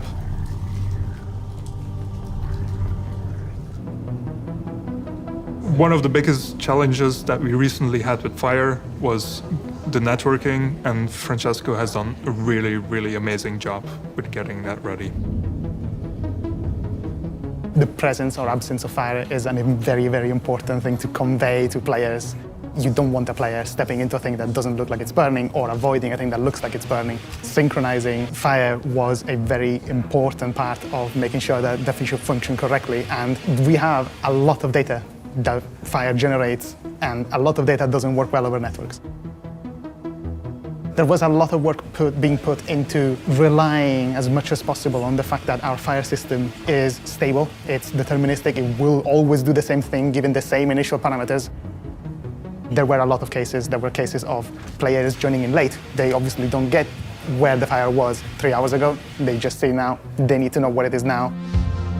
There's players who have really bad internet connectivity or servers struggling a lot, situations that bring a halt to the continuous progress of fire from one end or the other, and we need to reconcile that. So we needed a way to know when fire was no longer suitably similar between what the player was seeing and what the server thought was there, and refresh it at that point, and minimize how much data we needed to refresh it at that point. We are pretty happy with the way it works now. We have it so that it sends as little data as possible to sort of create these summarized states for the client and server, and only when these differ enough do we actually send that relatively big, still compressed, but relatively big snapshot to synchronize everything back together. A fire that is left unchecked will spread throughout your ship. And if it does this and it reaches your ship components, system is offline, then you'll be having a very bad day. And this could lead to your ship being both crippled or destroyed. So this means you will be able to put out fires using a fire extinguisher. Where possible, we have made sure that fire extinguishers are readily available throughout our ships. The extinguishers, they're very simple to use. They are point and shoot. You have to be careful that you don't start flailing wildly with your extinguisher. If you have to aim at the base of your fire and then keep it there to cool down the surface and take away enough of the heat and the oxygen so that the fire calms down. There will be a temperature readout where you can see how strong the fire is still where you're aiming. and you need to keep your finger on the trigger until it actually goes out. Fires can just be smoking there, and technically it's very close to being on fire. So you really do want to make sure it's really out before you move on. Because if you just leave them smoking and then go wandering off, there's a good chance it will heat up again and catch fire again. It's worth knowing that a fire extinguisher has a limited amount of ammo within it. To your benefit, you can also take your fire extinguishers back to where they are stored, plug them in, and then they will recharge the ammo. However, it is important to know that if your ship doesn't have a functioning life support at this moment, the recharge will not work. If you leave the fire completely untended, then your ship can completely burn out, so it will look completely black. If the life support can keep up providing enough oxygen, then it will just keep going until all of the fuel, that is the surfaces, has been burnt out. Or if the life support is not running, then your fire will start to diminish. But if you don't do anything, the life support will keep feeding in oxygen enough for the fire to be sustained and start spreading everywhere. You don't want people to put fires out? No, I want them to die in a fire. The views and opinions of Leo do not represent those of Cloud Imperium Games, Private Space Industries, or its subsidiaries. There are more ways to extinguish fire. With the life support and resource network, you can cut power to your life support for a room, and that means that there will be no more oxygen provided, which means that the fire itself will start using up all the oxygen, and it will extinguish slowly by itself. Another way is to open up your doors to open space, and that will mean that all of the atmosphere is being sucked out into open space, and again, no more oxygen for your fire to continue. After a fire, you can repair your items or replace them. Fire can damage your interior of your spaceship. We have some very beautiful burn decals that Francesco and Guillaume have been working on to show you where your ship has been burnt. The visual damage to the surfaces is not something you can repair manually, but you can go to a repair station and repair your ship there, and that will get rid of all of the visual burn. But if I want to leave it burned because it looks cool, I can do that? You can do that. It persists. I'm very happy with the current progress. It's been a very long road for the team to get to this point. It's amazing to finally be able to roll this out to the players. It's amazing to work with. It's just so fun, and the results are very good and very quick. So I'm looking forward to see what people will do with it, like what kind of weird edge cases they'll find, and we'll probably have to fix up. But it's as long as the servers don't die because of fire, and I think we will be able to deal with it. So what did we learn this week? Well, we learned where and how fire will make its first appearances in the persistent universe, in your spaceships. How it'll spread and the dangers of leaving it unchecked. Your spaceships will burn and maybe go boom. And both how you'll put them out or potentially spread the fire to other vehicles. And I'm banking y'all might find some ways that we missed. Now don't forget the ship Showdown is still underway. It's your chance to vote on which vehicles you like best, as well as send John Crew messages on social media that he legally has to respond to during this time. Hi all, David here. The only thing I have to say about this is no. Just no. Our program will now conclude. For Inside Star Citizen, I'm Jared Huckabee. Thanks for letting us share the people and process of game development with you, and we'll see you all here next week. It's time to go Pyro Planet side.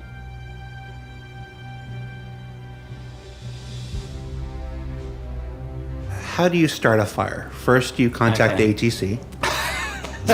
Yeah, I could start with that. That would be good. I could say that. You want me to do that? Well, first of all, you start. Yeah, you call the ATC and they set fire to your ship.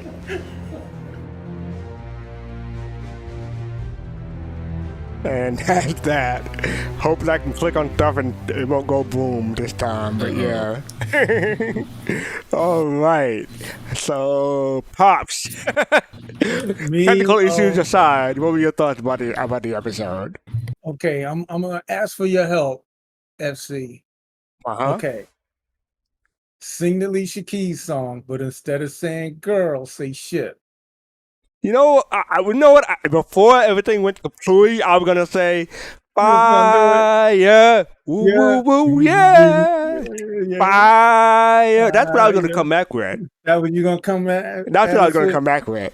Okay. So you hold that for you. So for me, do Alicia Keys. This girl is on fire. Except say this ship is on fire. There you go. Hey, it was a request, Kalrati. It was a request. What am I gonna do? Yeah. What are your thoughts, though, Pops? Yeah, and well, I don't know. They got that Ocean ship is just going up in flames. But anyway, yeah.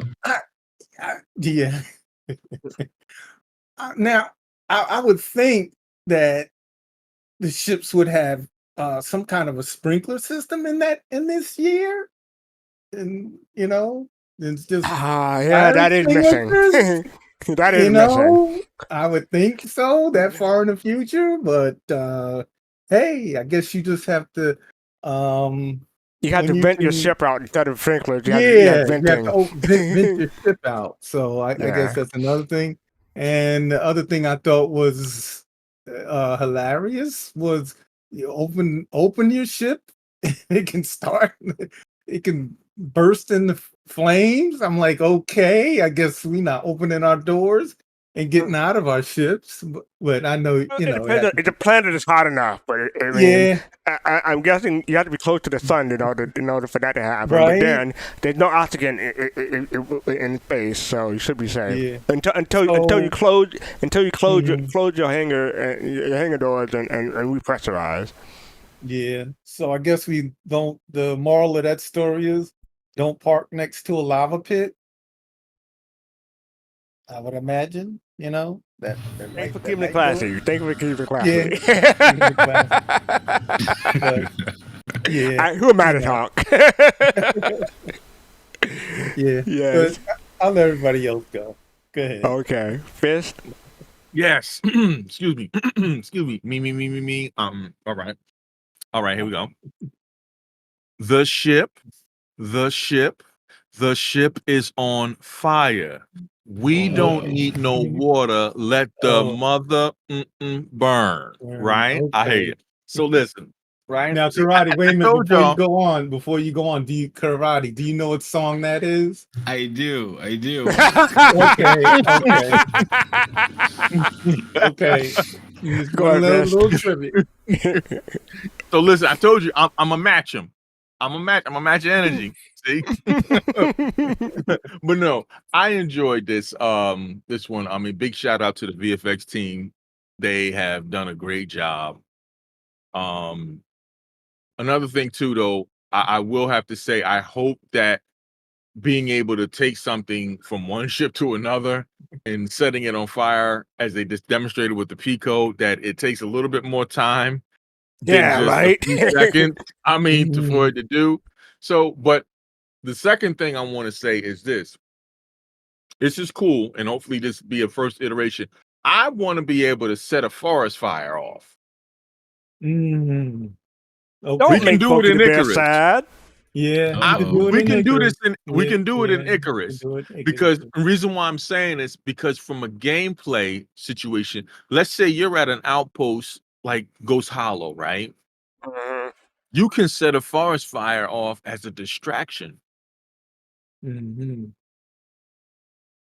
know, I don't know how deep they're going to go with that, Fish. I mean, that's a good question. I'm just saying.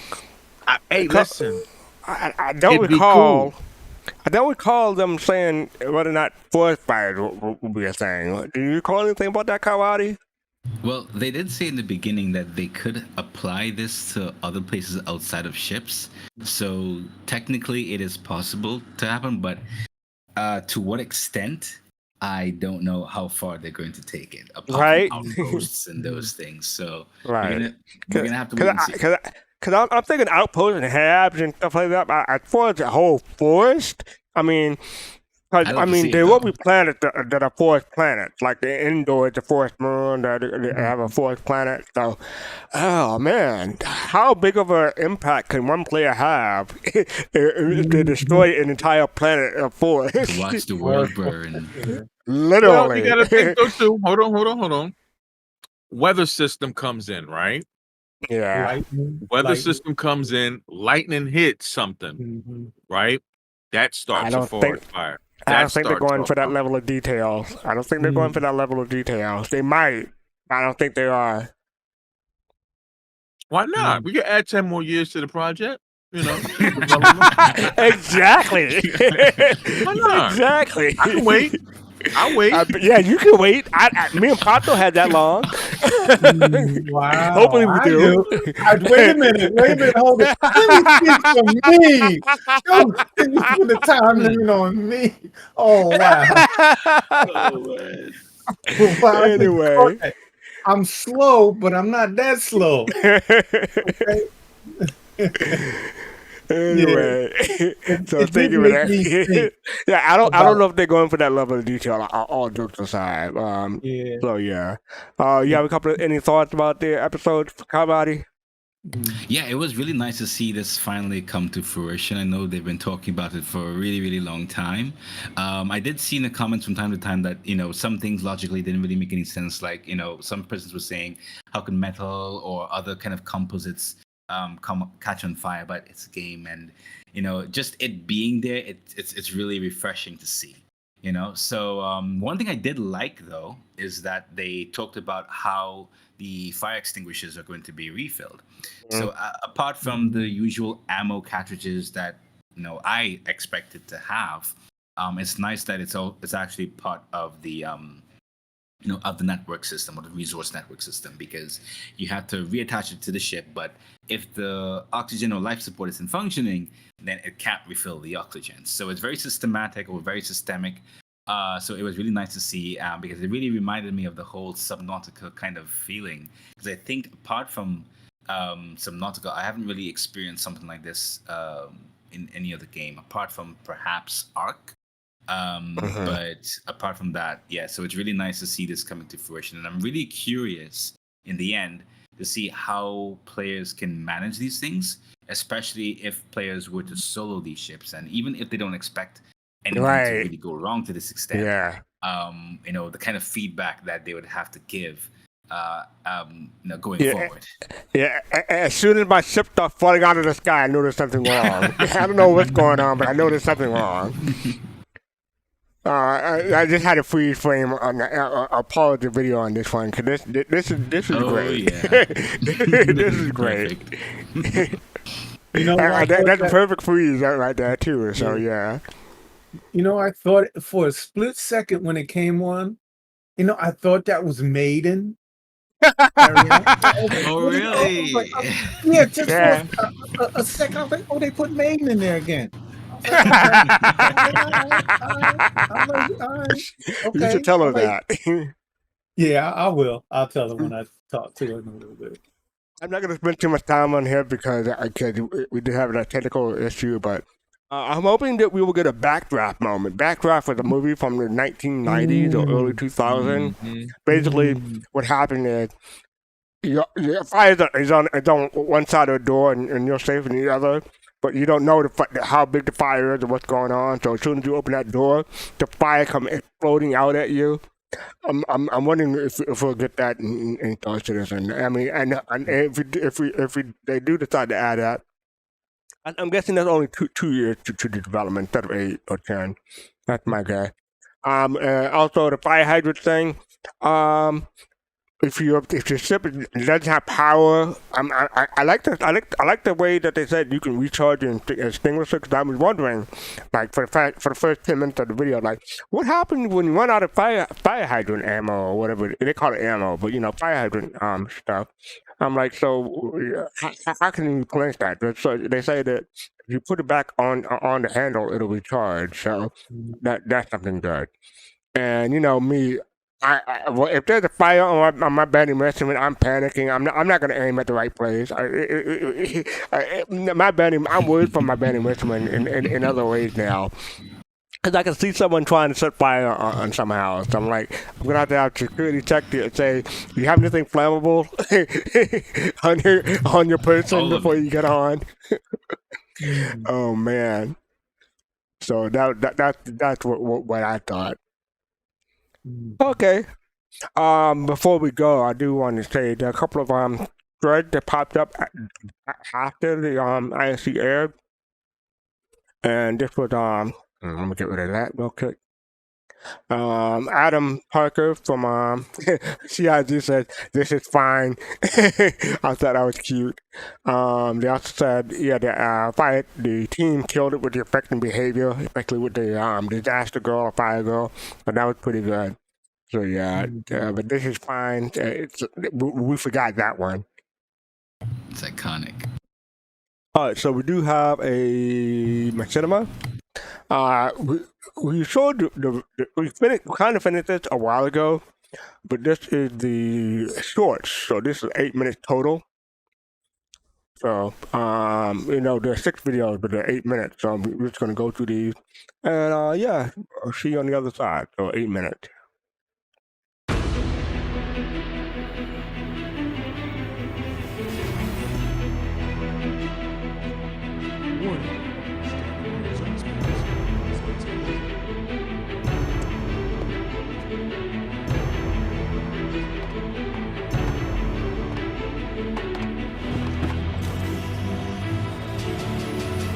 Okay, gentlemen.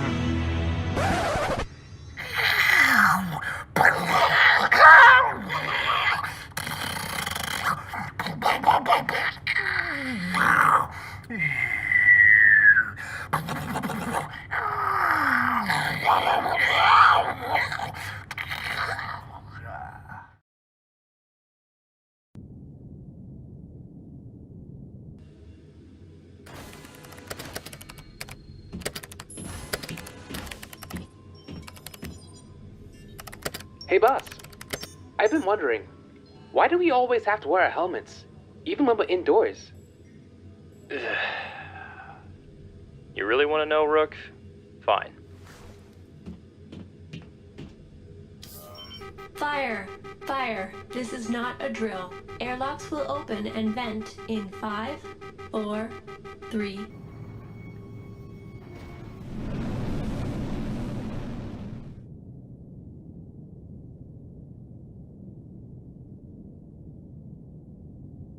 Hey, Roger! Ha! That answer your question?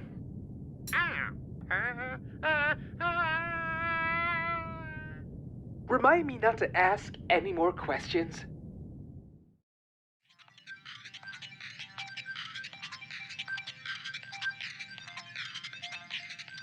When your hunger gets big, Benny's gets bigger. Benny's fills your inner space while you're in outer space. Big Benny noodles, so yum, so wow!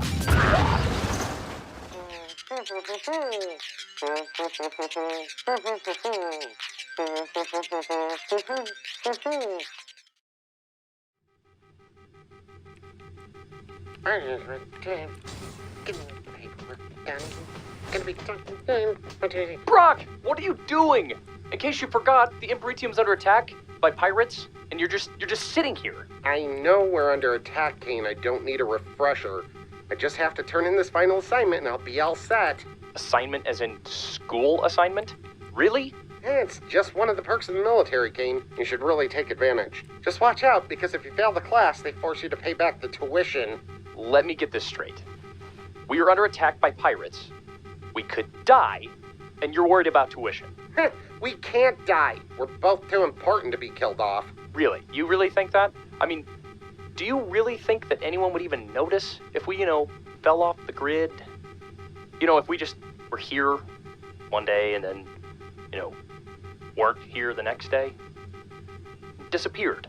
Went incommunicado. If somebody called and we weren't there to answer the comm. You know, we're walking down the hall one day and we're like, oh, hey, and then the next day we're not there. You don't think anyone would notice if we just went AWOL?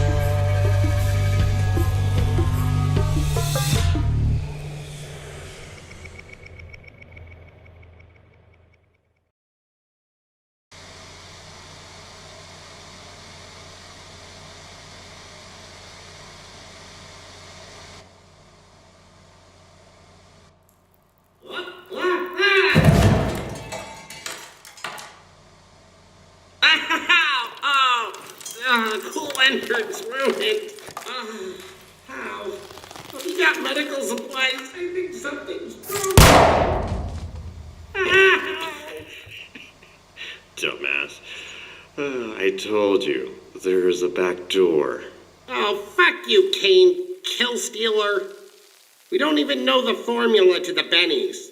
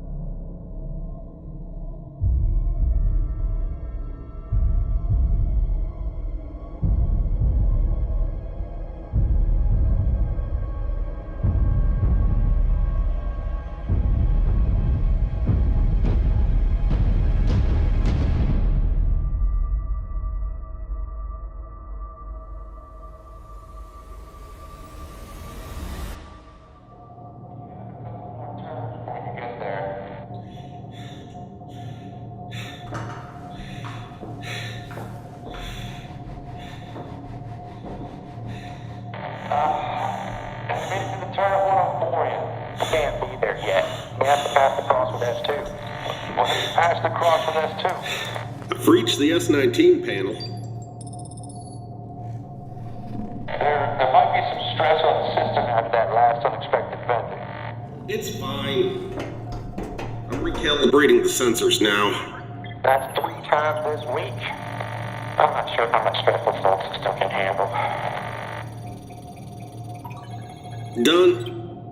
Moving on to S-21. Okay. Let us know when you're made it past F3. Control, I'm losing you. Control. Damn it. Control? Come in, Control. Control?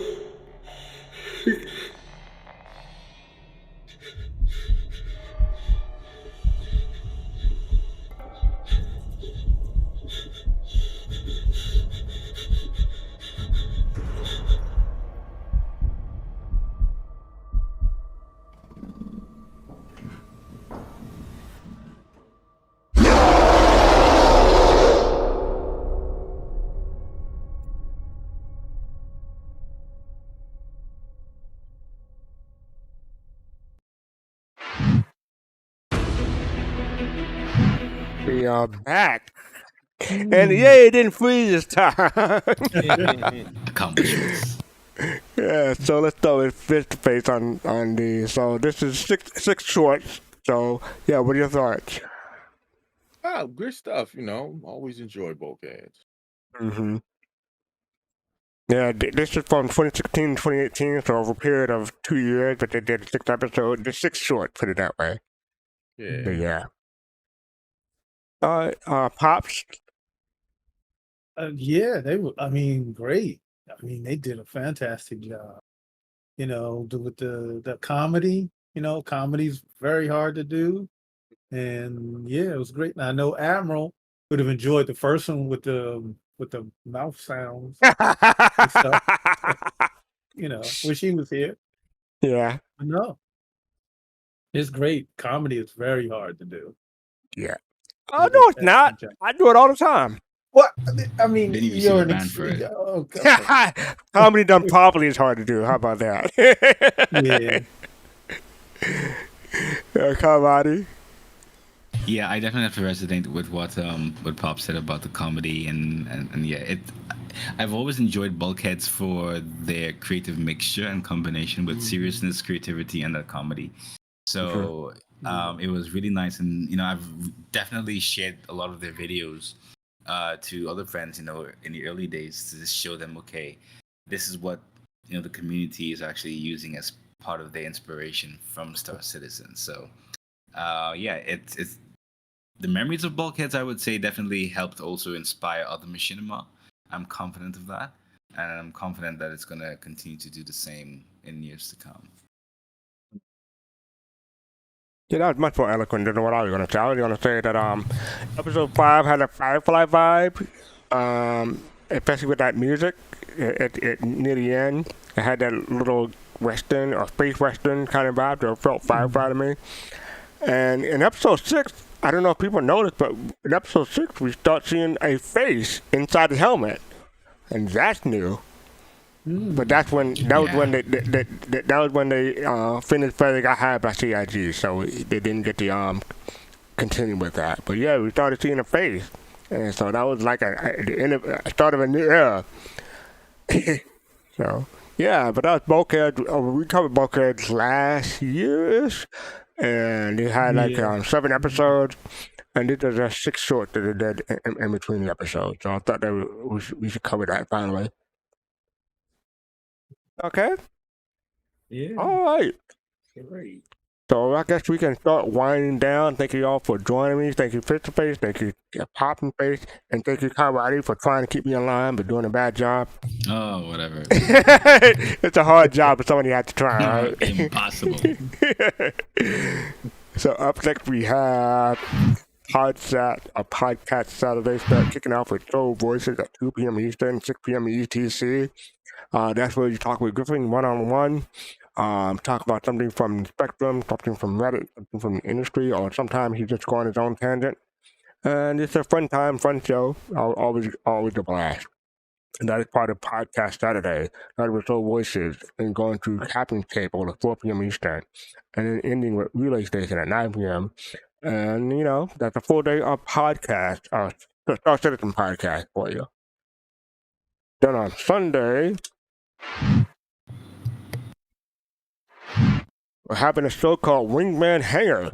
And this show is about persistence and instance and inventory hangars. So, yeah, so we'll have a show about that. Should be a fun show, starting 7 p.m. Eastern, 11 p.m. UTC. So check us out for that.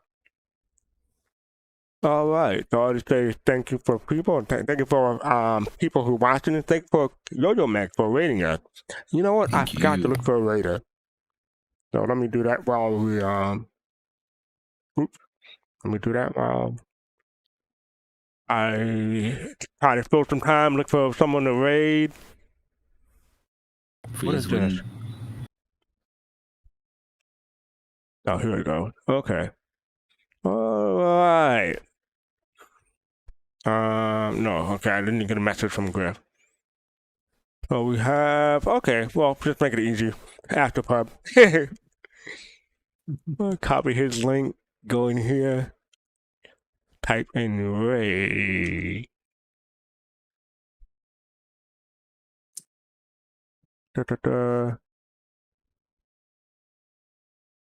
Hopefully that'll work. There we go.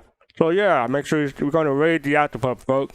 make sure you send him our love and tell him you came from Soul Citizen. Ask him what he's up to and tell him that we watch ISC and we talk about fire and we sung a whole bunch of songs badly. So yeah. hope you all had fun. Thank you again for the support. Thank you again for supporting Griffin on Sunday and getting him his equipment. We really appreciate that. And with that, peace, love, and soul.